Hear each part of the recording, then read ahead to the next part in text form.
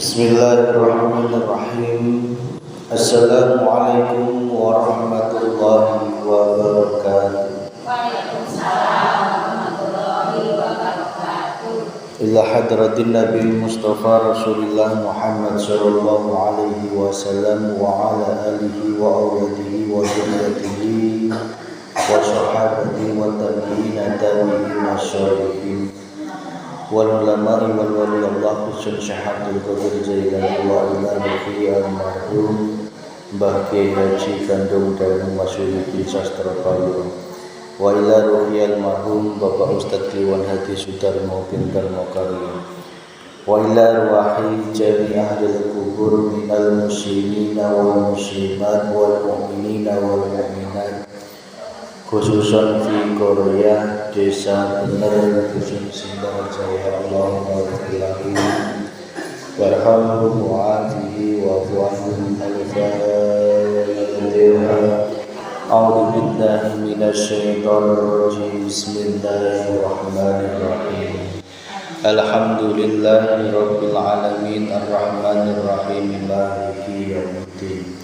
Iyyaka na'budu wa iyyaka nasta'in ihdinas siratal mustaqim siratal ladzina an'amta 'alaihim ghairil maghdubi 'alaihim waladdallin. Bismillahirrahmanirrahim. Alhamdulillahi rabbil alamin. Alhamdulillahi 'ala ni'matil iman. Alhamdulillahi 'ala ni'matil islam. Asyhadu an la ilaha illallah wa asyhadu anna Muhammadar Rasulullah. Allahumma sholli ala sayyidina Muhammad wa ala ali sayyidina Muhammad sallallahu alaihi wasallam. Yang dimuliakan Allah, ibu-ibu jamaah pengajian dinten Jumat sore. Ya alhamdulillah dina kesempatan sore ieu urang sadayana tiasa ngarumpul tiasa ngariung dina Masjid Baitul Hikmah. Ya alhamdulillah itu tandanya kita semuanya masih diberikan kesempatan untuk hidup di dunia ini. Kita semuanya masih diberikan umur, masih diberikan kesempatan untuk kembali kepada Allah Subhanahu wa ta'ala. Ingat, kembali kepada Allah itu kesempatannya hanya di dunia, tidak berlaku ketika di akhirat. Manakala rohaniyah kita ketika masih diberikan kesempatan di dunia tidak mau kembali kepada Allah, maka tidak ada kesempatan bagi kita untuk berjumpa Allah di akhirat. Karena apa? Yang namanya kematian itu datangnya bisa tiba-tiba. Yang namanya ajal, yang namanya umur itu bisa kapanpun datang.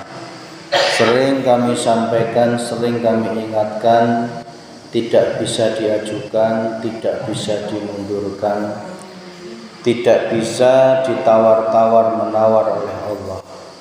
Tidak peduli lagi sehat, tidak peduli lagi sakit, tidak peduli lagi kondisi apapun, Allah akan senantiasa menepati janjinya. Maka ketika kita masih diberikan kesempatan hidup di dunia, manfaatkanlah sisa waktu kita yang kita tidak tahu sampai kapan ini. Yang kita tidak tahu, karena kita tidak tahu, maka lekas-lekaslah kembali kepada Allah Subhanahu wa ta'ala.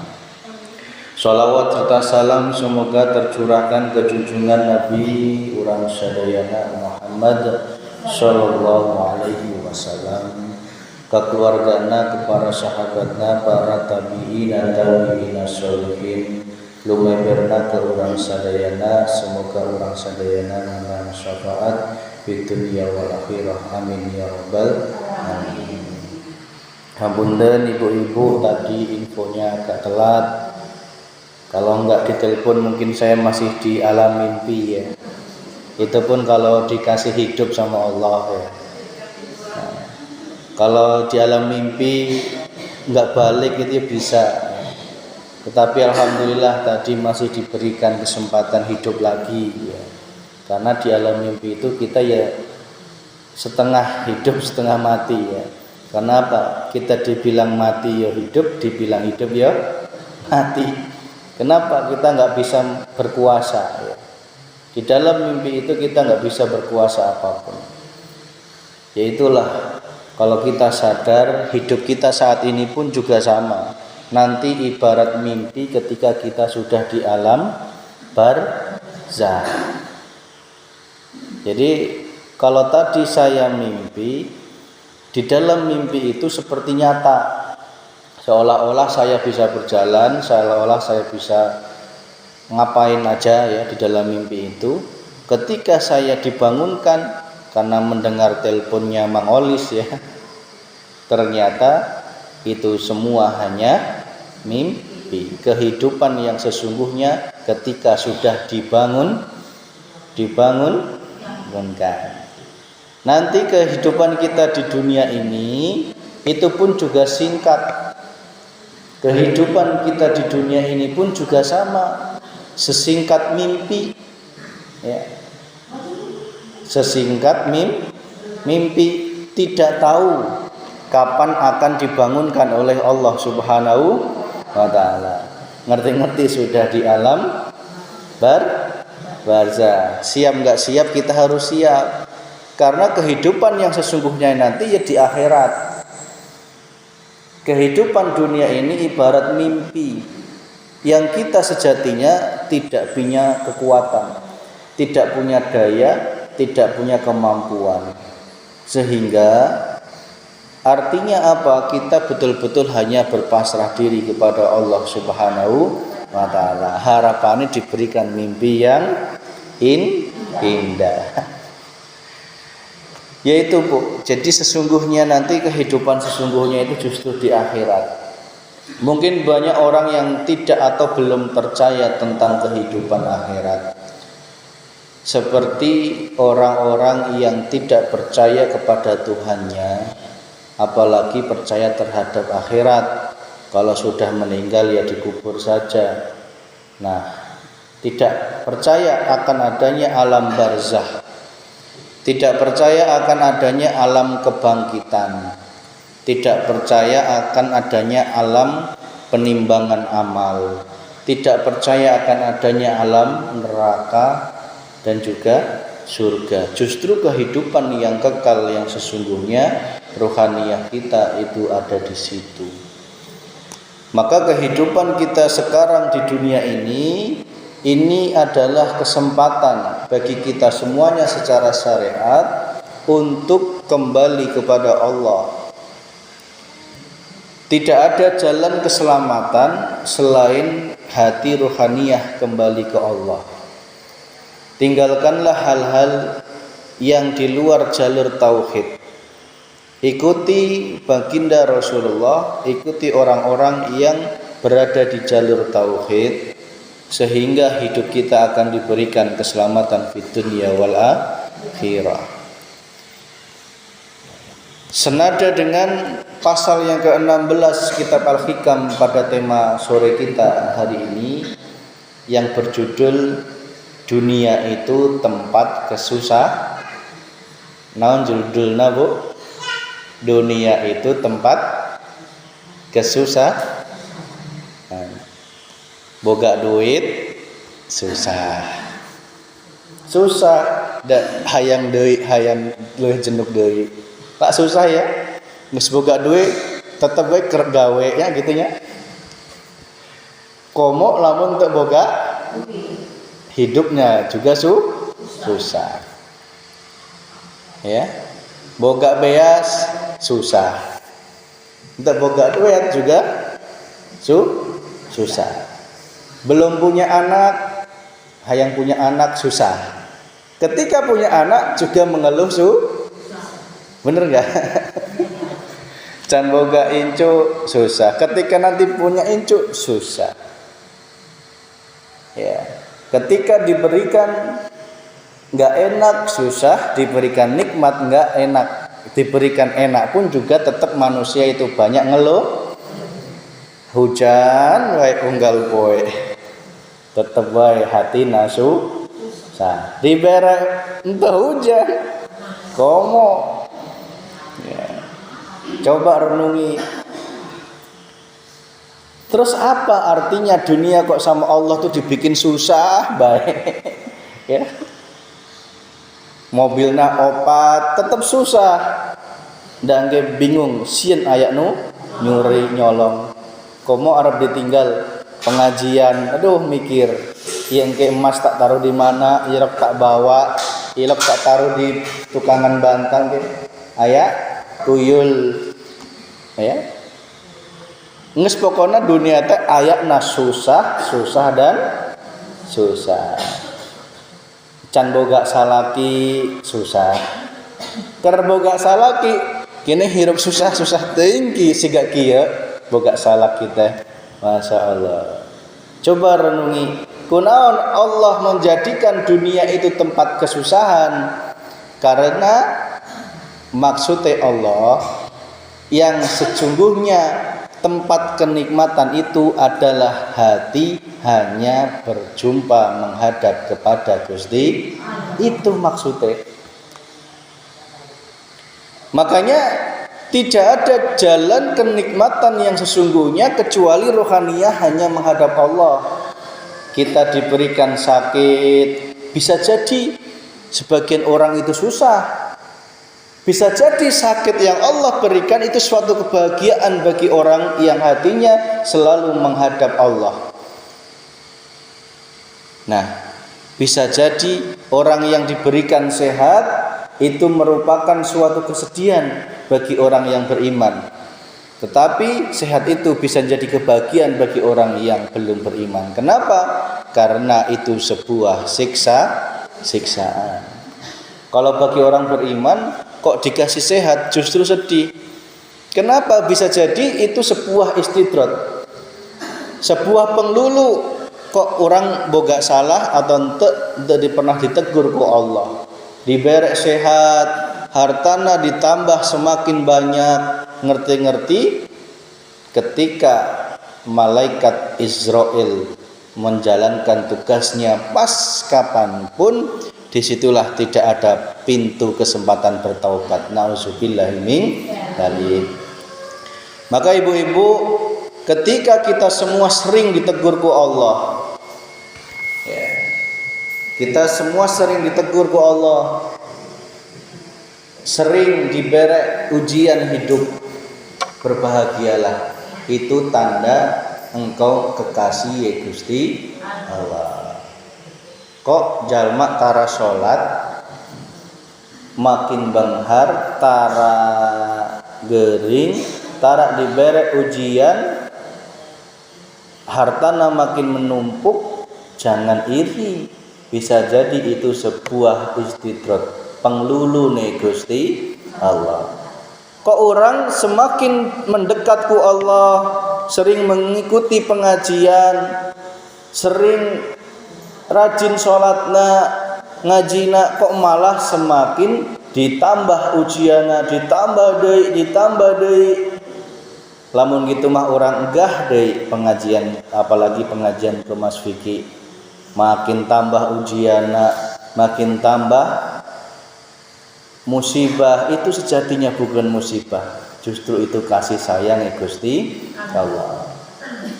Itu kalau engkau diuji oleh Allah, tanda itu engkau sebagai calon kekasih ya Gusti Allah. Diberek gering, diberek harta yang kekurangan, panen yang mungkin kurang bagus dan sebagainya. Ingat, itu adalah sebuah kasih sayang ya Gusti Allah. Bagi orang yang tidak hatinya menghadap Allah, itu adalah sebuah siksaan. Ya. Jadi bagi orang yang sudah makrifat kepada Allah, la farqa bainahuma. La farqa bainahuma itu eueuh bedana antara nikmat dan tidak nikmat. Antara sakit ataupun sehat tidak ada bedanya terhadap ruhaniyahnya. Antara salaki bawa duit jenuk jeung saeutik eueuh bedana. Antara harta yang sedikit maupun keur diberek jenuk ku Allah tidak ada bedanya. Hatinya tetap merasakan nikmatnya kasih sayang menghadap Gusti Allah. Caranya gimana? Meskipun engkau diberikan harta yang banyak, janganlah engkau hatimu menghadap itu harta, tetapi hadaplah siapa yang dibalik harta itu. Engkau memiliki mobil yang mewah, engkau mengendarai mobil yang mewah, rasakan di dalam dan di luar mobil itu ada Allah yang menguasai. Tidak mungkin mobil itu bisa bergerak meskipun ada bensinnya kalau tidak ada Allah Subhanahu wa ta'ala. Karena apa? Semua wadhahir wal batin itu adalah Allah. Di dalam yang zahir dan yang batin itu semua ada Allah Subhanahu wa ta'ala. Di dalam setiap pergerakan apapun di situ ayat Allah Subhanahu wa ta'ala. Di setiap keluar masuknya nafas kita, di situ ada takdirnya Allah. Kalau kita masih memiliki nafas, berarti masih memiliki takdir. Kalau kita masih boga nafas, berarti masih boga takdir. Ditakdirkan go Allah, enak maupun tidak enak, jangan terpengaruh. Karena apa? Itu adalah ujian rohaniyah kita, yang ujian itu tujuannya cuma hiji. Cara Gusti Allah itu biar lulus, itu syaratnya cuma hiji. Rohaniyah kita harus hanya menghadap Allah Subhanahu wa ta'ala. Ujian apapun itu jawabannya cuma itu, tapi prakteknya sungguh sulitnya luar biasa. Diuji kaya, jawabannya adalah hatimu hanya menghadap Allah.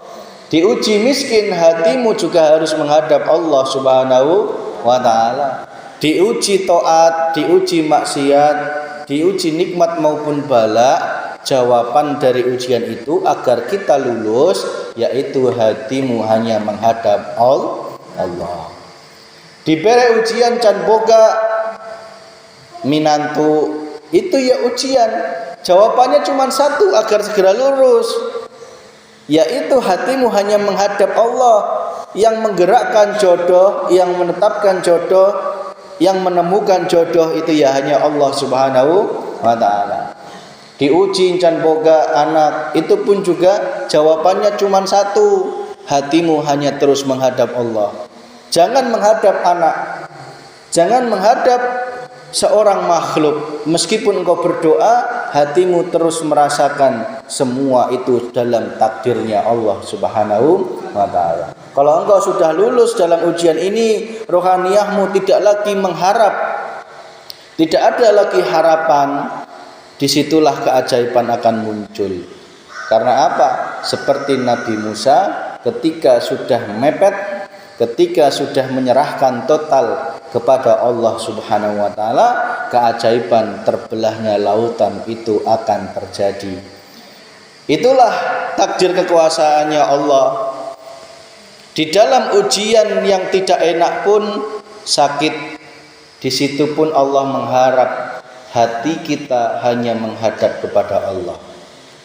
Diuji salaki gering, hatimu juga harus menghadap ke Allah.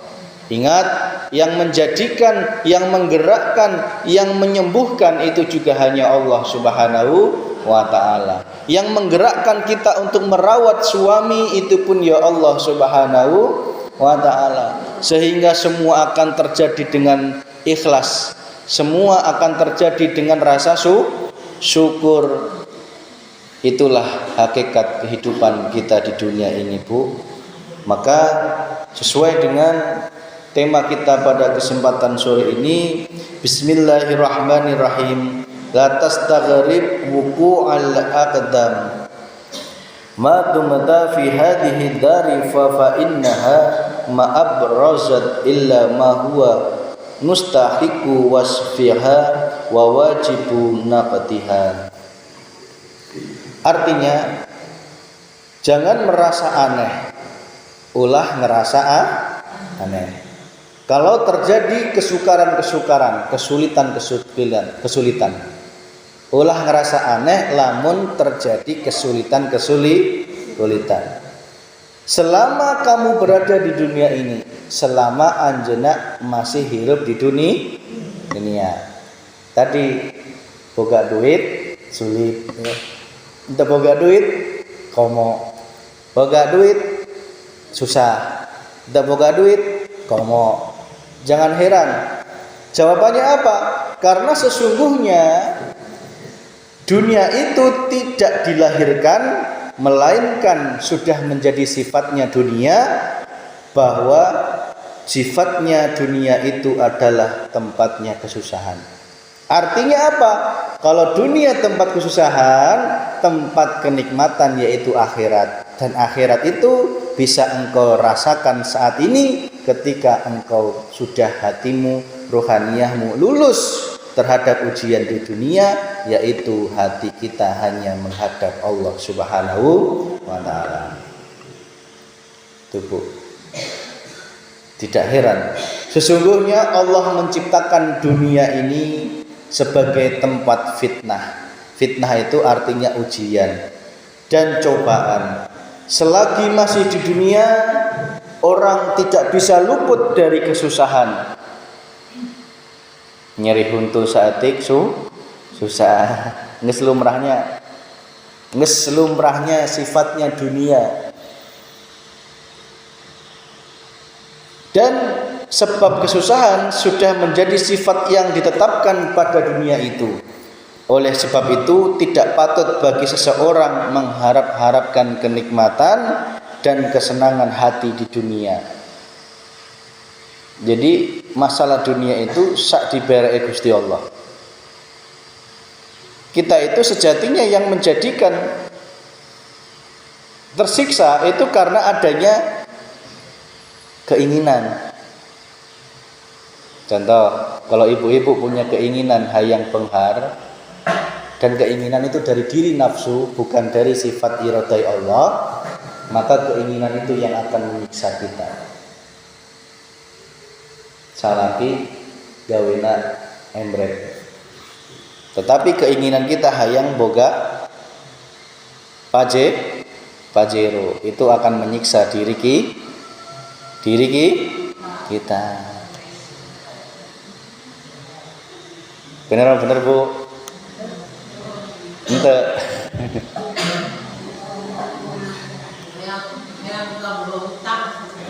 Hayangkah boga utang. Ya.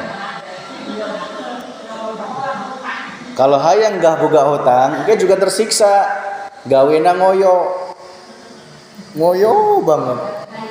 Saking hayang na ngelunasan utang, ya karena boga kehayang.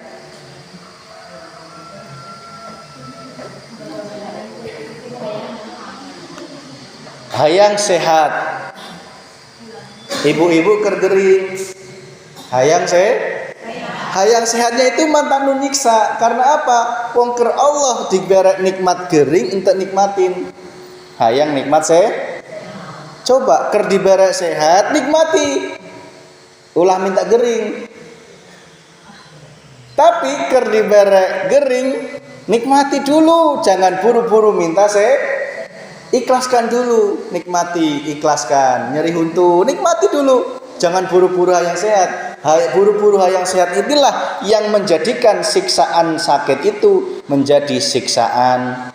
Hatimu tidak ikhlas menerima pemberian Gusti. Bener. Ternyata yang menjadikan siksaan itu karena kita punya keinginan. Coba loh. Ya Allah, usia Vicky 32 tahun katakanlah. Ya. Coba dihitung antara gering sama sehat jeduk nih. Sehat. Ketika Allah dari 32 tahun sakitnya cuma saemet kok, saemet itu kita tidak bisa menikmatinya. Itu karena apa? Karena kita boga kahayang-hayang nak nu enak enak. Coba ketika diberikan nyeri saeutik, jangan buru-buru hayang sehat, nikmati dulu sebagai proses kasih sayangnya Allah. Cenut ya. Nikmati. Hayang sehatnya itu dilepas dulu. Nikmati, nerimalah keikhlasan dari Allah Subhanahu.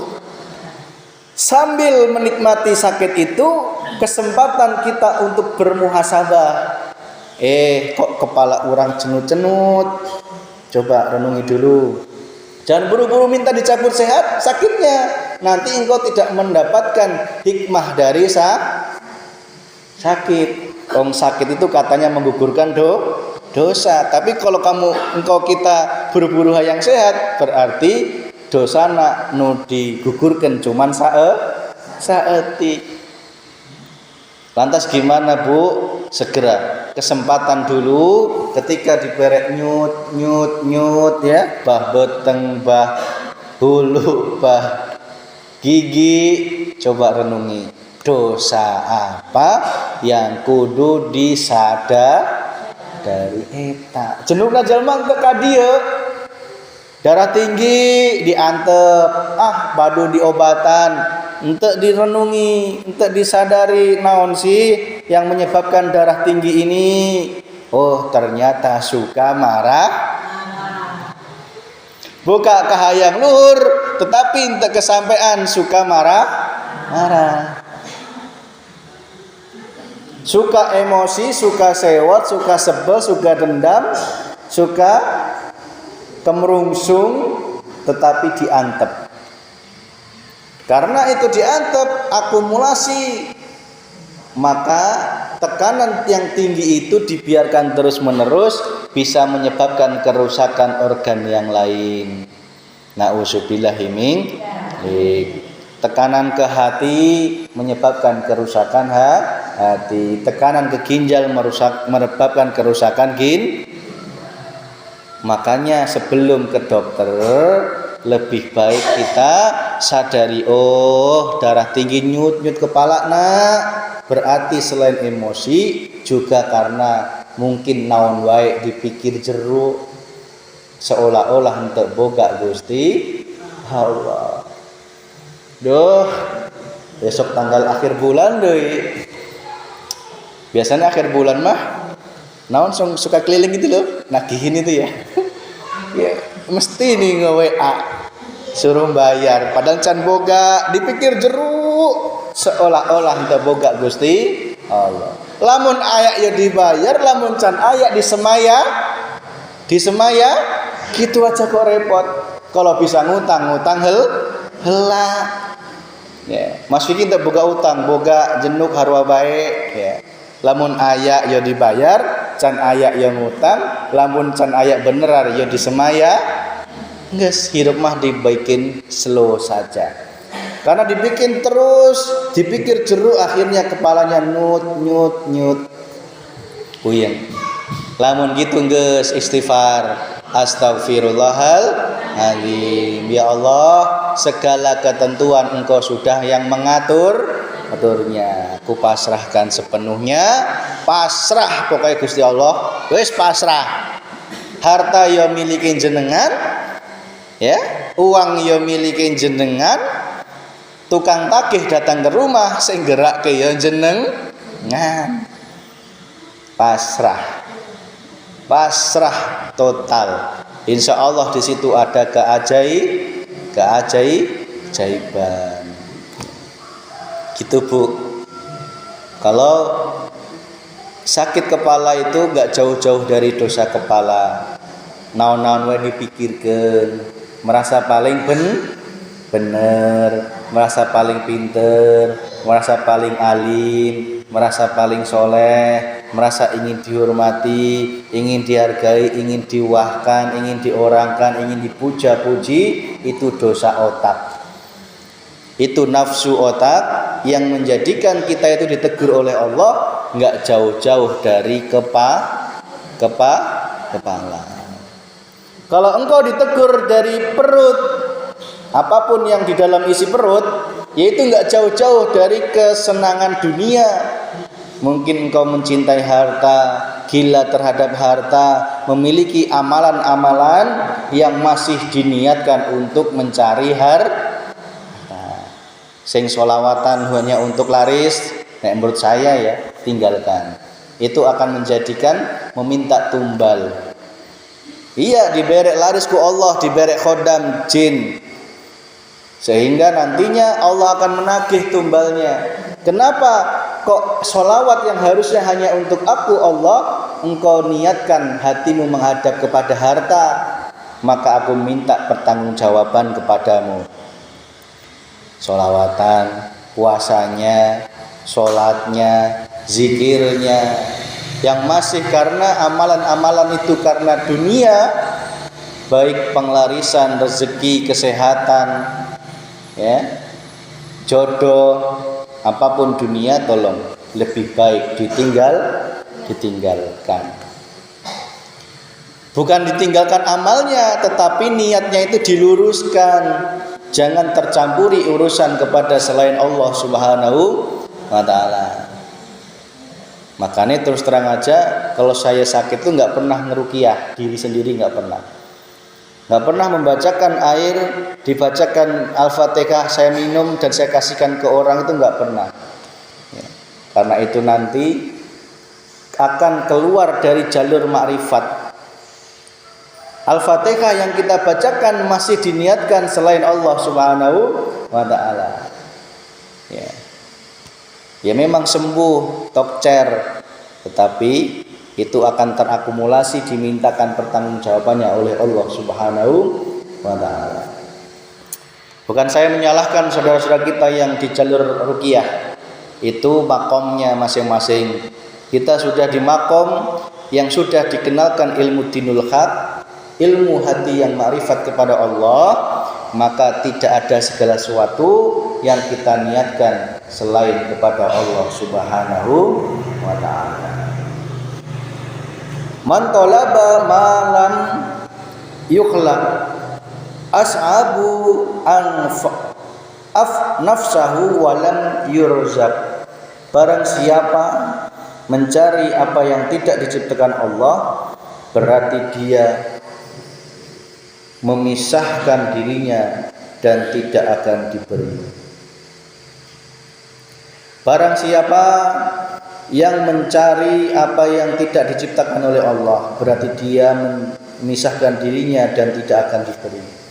Barang siapa nuboga kahayang, justru di situ Allah akan menguji. Jenukna kalau kita kehajatan boga kahayang caang, justru akan diuji dengan hujan. Kalau kita masih boga kahayang apapun, biasanya Allah menguji dulu. Ya, maka lepaskanlah kahayang itu, lepaskan kahayang itu, keinginan itu, nyatakan jika keinginan itu muncul, datangnya hanya dari Allah Subhanahu wa ta'ala, bukan dari kita, diri nafsu. Ad-dunya kulluha ghumumun fama kana minha fi sururin fa'uwa ribahun. Dunia seluruhnya adalah kesusahan, maka apa yang ada di dunia berupa kesenangan, berarti itu adalah laba atau keuntungan. Dunia ini adalah kesusahan. Jika engkau bisa menemukan kebahagiaan di dunia ini yang wujudnya hati kita berjumpa kepada Allah, maka itu adalah suatu keuntungan bagi kita. Karena kebanyakan manusia sudah ditempatkan di tempat yang susah, artinya dunia, tetapi hidupnya selalu susah. Tidak pernah ketemu Allah, tidak pernah hatinya menghadap, tidak pernah hatinya menyawang Allah Subhanahu wa ta'ala, sehingga kenikmatan yang ada dalam dirinya adalah kenikmatan yang palsu. Boga harta jenuk, lamun hatinya tidak menghadap Allah, harta yang jenuk itu kenikmatan yang palsu. Ya.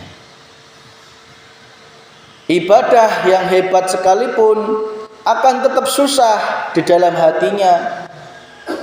Meskipun dia luar biasa ibadahnya, Tetapi jika tidak mendapatkan kenikmatan yang sejati, tidak ditakdirkan hatinya bermakrifat kepada Allah, maka ibadahnya itu ibadah yang terus membawa kesusahan. Karena apa? Hatinya mengejar bukan Allah, tetapi mengejar makhluk yang wujudnya surga dan pahala. Komo pujian jalma. Susah bu, nges haji capek-capek, mahal-mahal, tidak dihormati. Kuduna kan pengajian kamari taruh di pangharepna gitu, ya. Wong aing haji, kene ku pak panitia tadi diharapkeun hatina menjadi susah. Kalau hatinya sudah mengenal Allah, meskipun secara syariat dia menunaikan haji, erek ditempatkan pangharepna ataupun pang tukangna, hatinya tetap nikmat menyawang Gusti Allah. Kudunakan orang dijajarkan ku Pak Camat, da orang teh tokoh masyarakat di dieu. Kene Pak panitia teu ngadel acan. Nauzubillahi min dzalik. Susah bu, ya. Itulah dunia ini tempat kesusahan. Kalau engkau tidak bisa menerima, mencari kenikmatan yang sesungguhnya, dan kenikmatan yang sesungguhnya itu adalah hatimu selalu dibukakan rahasia Allah Subhanahu wa ta'ala. Itu kenikmatannya. Meskipun engkau dihadapkan harta yang hebat, hatimu tetap kadele Allah na. Boga mobil mewah kadele Gusti Allah. Boga salaki kasep kadele na tetap Gusti Allah. Maka ibu-ibu itu kalau melihat anaknya jangan berlebihan. Karena itu akan menjadikan penyakit ain, pandangan yang berlebihan, cinta yang berlebihan, sehingga anak itu akan tiba-tiba sakit. Kalau kita punya suami kasep, ya jangan berlebihan, biasa saja memandangnya. Kalau bisa kelihatan Allahnya terus.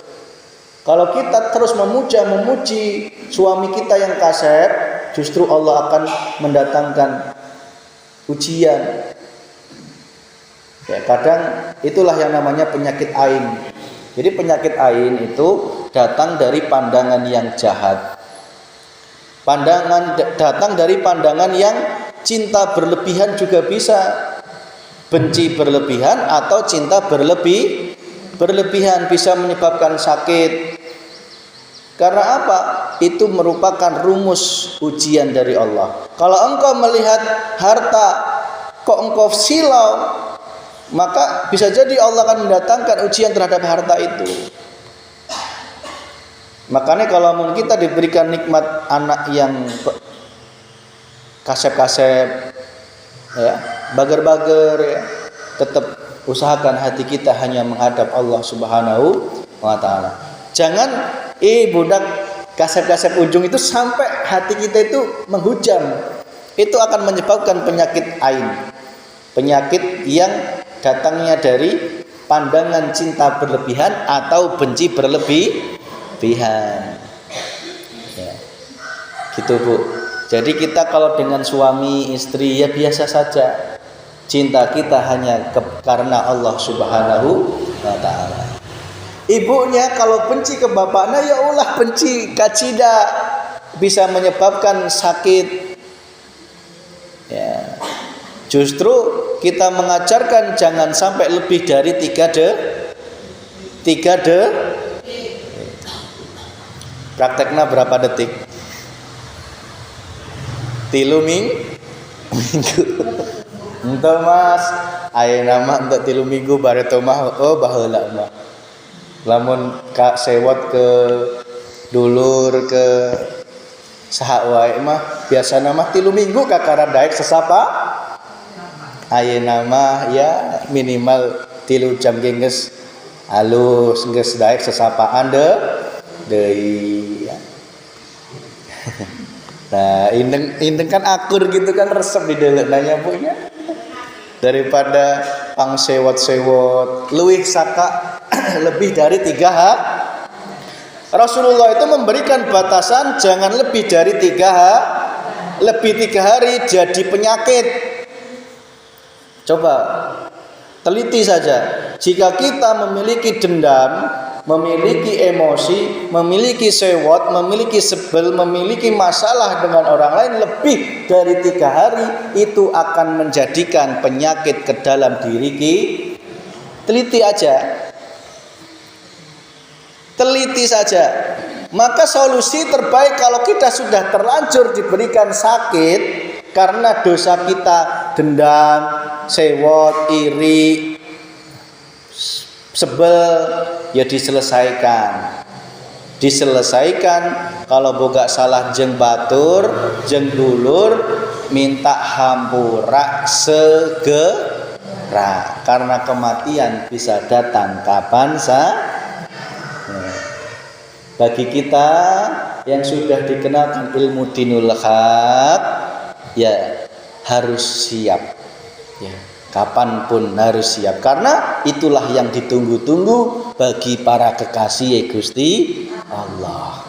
Diwarap-warap tenang. Karena apa? Terlepas dari dunia kesusahan, tetapi amalnya yo sing hadek heula, ya.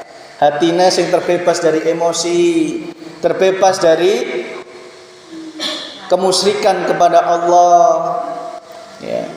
Lamun geus kitu hatimu bisa tenang, damai, kakara, ya. Erek iraha dijemput ku Allah, da erek iraha, erek ayeuna maupun sukan harwa baik, hatinya sudah menghadap Gusti Allah. Beda dengan yang hatinya selama hidup di dunia tidak percaya akhirat, tidak percaya dunia, Tuhan, tidak percaya tentang hari akhirat, apalagi makrifat kepada Allah, maka disitulah ajal itu menjadi sangat menyakitkan. Kaget ibu-ibu, ker mimpi indah dibangunkan dengan pelan-pelan, sama dibangunkan dengan digentak. Kira-kira gimana rasanya? Beda apa sama? Beda apa sama, Bu? Beda, ya. Kalau kekasihnya Allah, kematian itu dijemput, tidak mengagetkan, ya. Dijemput itu tidak menyakitkan, tetapi dijemput bukan dicabut. Kalau dijemput itu dia sudah sadar perlahan. Ubanku semakin tambah, berarti malaikat Israel sudah mulai mencabuti nyawaku. Fisikku semakin lemah. Umur berapa dengan umur 30 wis beda. Semakin sadar, jangan malah semakin tua-tua keladi, ya. Makin tua-tua makin menjadi, ya. Mulai dilepas kesenangan dunia. Bukan karena jimat, bukan karena ilmu saja yang menjadikan kematian itu sulit atau menyakitkan, tetapi hubud dunia, kesenangan dunia itulah yang akan gondeli. Coro orang Sunda itu mati nahese.